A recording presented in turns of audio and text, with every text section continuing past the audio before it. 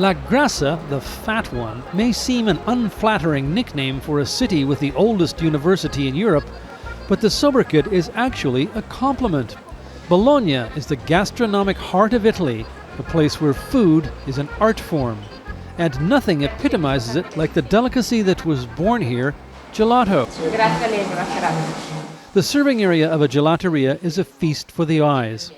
A quick one on the way home from work here isn't a drink, it's a gelato.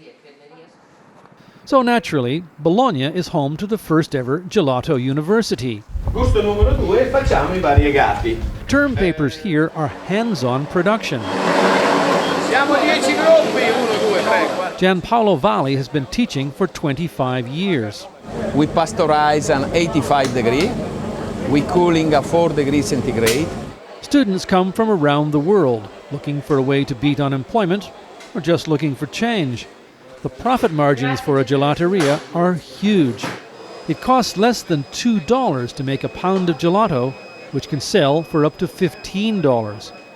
Technique can be learned in a month, but perfect gelato needs more than a recipe. Without passion, any technical part decrease. This assignment of the day was a basic flavor, not as easy as it sounds. Avete visto che ci sono 10 stracciatelle diverse? We have a mixture, Gianpaolo tells them, 10 different kinds of stracciatella.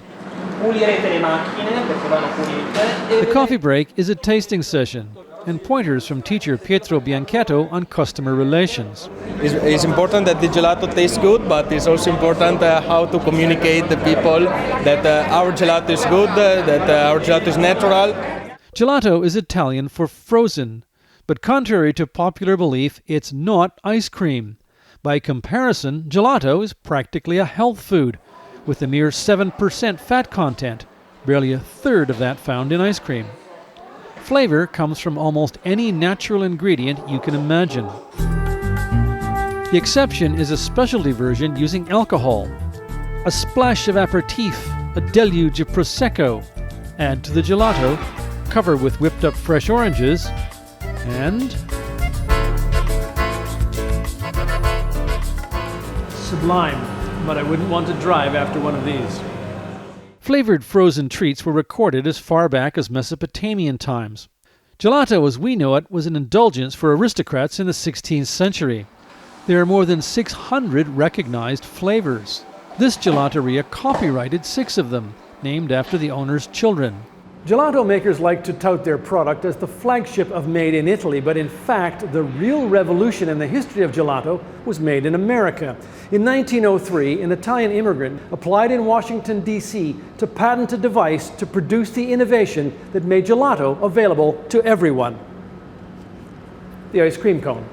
And then there are wickedly wonderful temptations like these.